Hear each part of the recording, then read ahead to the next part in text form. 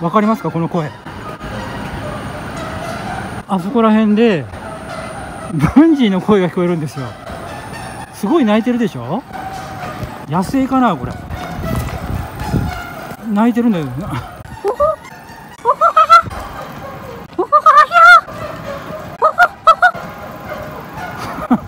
発情してますよねこれね。あそこら辺なんだけど、何の音だろうこれ。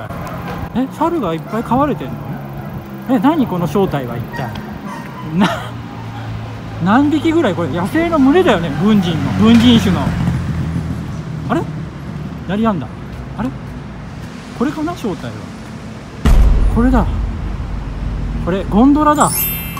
上からゴンドラが、ほらゴンドラが落下する時の音が文人の鳴き声の声になってたんだ。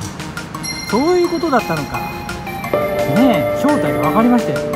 ということで文人の声の正体はゴンドラでした。猿が逃げたぞ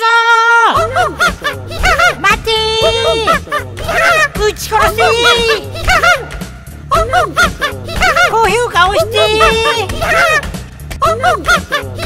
チャンネル登録して